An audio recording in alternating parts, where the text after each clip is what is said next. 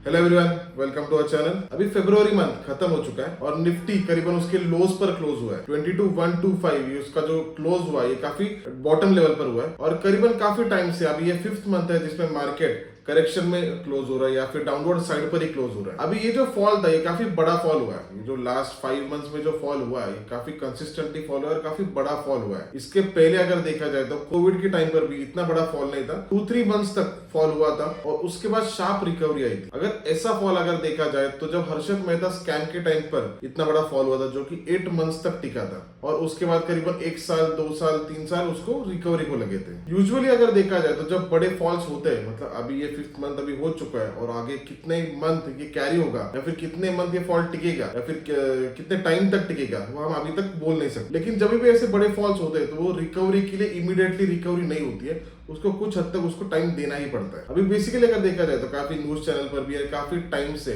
मतलब upward level पर भी थोड़ा जब मार्केट गिरा तब काफी लोग ये कहते हैं कि यहाँ से बाय करो, यहाँ से आगे जाएगा, वापस थोड़ा गिरा वापस यहाँ से बाय करो, आगे ऊपर निकल जाएगा। और इस चक्कर में काफी बड़े बड़े लॉसेस हो चुके हैं क्योंकि जो रियलिटी है वो रियलिटी है, उसको एक्सेप्ट ही करना होगा। क्योंकि अभी तक अगर देखा जाए तो एफआईएस बाइंग में नहीं आए हैं और अभी एक एजेंडा चलता है कि डीआईएस के बाद बहुत पैसा डीआईएस बाय करेगी, डीआईएस बाय करेगी और जो भी शॉक है, जो एफआईएस का जो सेलिंग का जो शॉक है उसको एब्जॉर्ब डीआई करेगी। लेकिन फैक्ट अगर ये कहता है कि अगर देखा जाए तो अगर आपके घर पे अगर 4 लोग हैं और 4 लोग मतलब आपने अगर आपके पापा से पैसा लिया, फिर आपने आपके भाई को दिया, भाई ने आपके मदर को दिया, ऐसा कितना भी अगर आप पैसा घर के अंदर घुमाओगे तो क्या आप उससे आपकी सिचुएशन अच्छी होने वाली है या फिर क्या उससे आप इकोनॉमी वाइज या फिर फाइनेंशियली अच्छे होगे? तो उसमें उसका आंसर रहेगा नो। उसके पीछे रीजन क्या है? क्योंकि जब तक बाहर से पैसा आपके पास नहीं आएगा तब तक आपकी स्ट्रेंथ या फिर फाइनेंशियल स्टेबिलिटी अच्छी नहीं होगी। तो उसके लिए आप क्या करते हो? एक तो आप काम पे जाते हो या फिर आपके फादर काम पे जाएगा या फिर आपका ब्रदर काम पे जाएगा, तो उससे आपकी फाइनेंशियल सिचुएशन चेंज होगी। तो इसके पीछे भी वही एक फैक्ट है कि जब तक एफआईज बाइंग नहीं करेगी तब तक इकोनॉमी में हमें या फिर हमारे मार्केट्स में हमें स्ट्रेंथ दिखना शुरू नहीं होगा। इररिस्पेक्टिव की डीआईएस कितना ही बाय करेगी, डीआईएस के पास भी फंड्स लिमिटेड होती है। अगर वो बाइस करते वो जितना ही बाय करेगी, अगर बॉटम लेवल मार्केट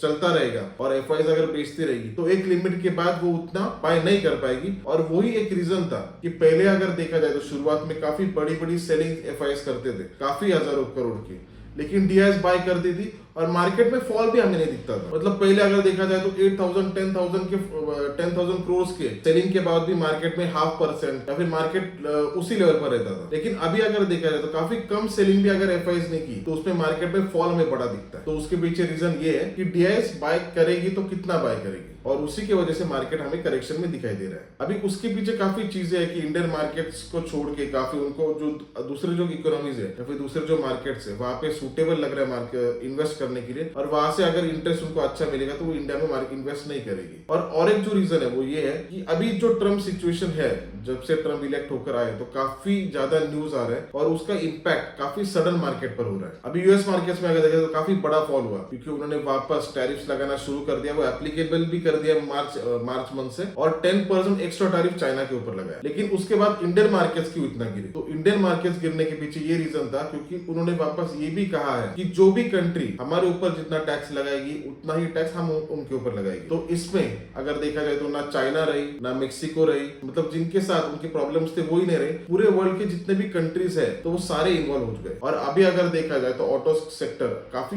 100% ड्यूटी लगती है। मतलब अगर 2 करोड़ की अगर गाड़ी है, मतलब जो लग्जरी आइटम्स है या फिर लग्जरी कार है, तो अगर इंडिया में आप अगर आप खरीदोगे तो वो 5 करोड़ की हो जाएगी। तो इतना ह्यूज टैक्स लग्जरी कार्स पर लगता है। तो उनका कहना है कि उतना ही टैक्स वो भी हमारे ऊपर या फिर इंडिया के ऊपर लगाएंगे। और उसके साथ उन्होंने और एक जो कंसिडर किया है वो ये किया है कि वो जीएसटी या फिर अन्य जो टैक्सेस होते हैं तो उनको भी वो टैरिफ में ही गिनते हैं। जैसे कि हम अगर देखा जाए तो जीएसटी को एक अलग एंटिटी मानते हैं और इन टैरिफ्स को अलग मानते हैं। तो उन्होंने इन सारी चीजों को एक ही टैरिफ में ही कंसिडर किया है। तो ये सारी चीजें जो रहेगी ये सारी दिक्कतें वाली रहेगी और इस सिचुएशन को डील करने में कुछ हद तक टाइम लग सकता है और वो इमीडिएटली नहीं होगी, उसको कुछ अच्छा हमें टाइम ही देना पड़ेगा। अभी बेसिकली मार्केट में सिचुएशन ये है कि जो इन्वेस्टर्स है वो कंफ्यूज है अभी क्या करें। अभी अगर देखा जाए बेसिकली अभी जो इन्वेस्टेड है तो उनके ड्रॉडाउन काफी यूज रहेंगे, 40% 60% तक ड्रॉडाउन रहने वाले क्योंकि काफी बड़ा फॉल भी मार्केट में हुआ। अभी जो इस सिचुएशन में 4 साल या फिर 3 साल रुक सकता है तो उनके लिए काफी दिक्कत नहीं है, या फिर वो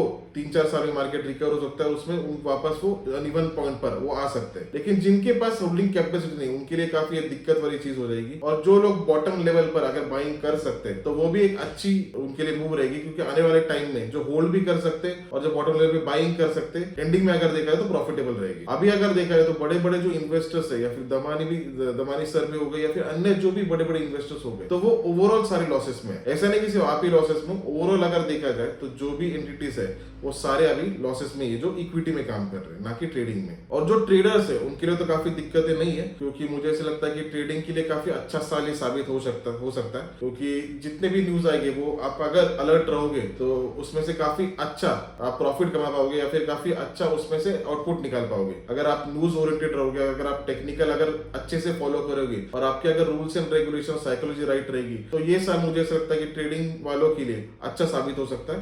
लॉस में तो नहीं है, अच्छी एक अपॉर्चुनिटी हो सकती है जिससे आप प्रॉफिट में भी रह सकते हो। और अभी बेसिकली अगर देखा जाए लेवल्स के हिसाब से अगर देखा जाए तो निफ्टी का जो क्लोज है वो 22,125 पर है। इसके बाद जो एक सपोर्ट है वो एक स्मॉल सपोर्ट 22,000 ही रहेगा, और 22,000 ये अगर ब्रेक होता है, मतलब कुछ भी अगर न्यूज आती है और 22,000 अगर ब्रेक होता है तो 21,700 ये काफी स्ट्रॉन्ग सपोर्ट है। तो मुझे ऐसा लगता है 21,700 मतलब 21,600 से 21,700 तक कुछ हद तक हमें रिकवरी दिखाई देनी चाहिए।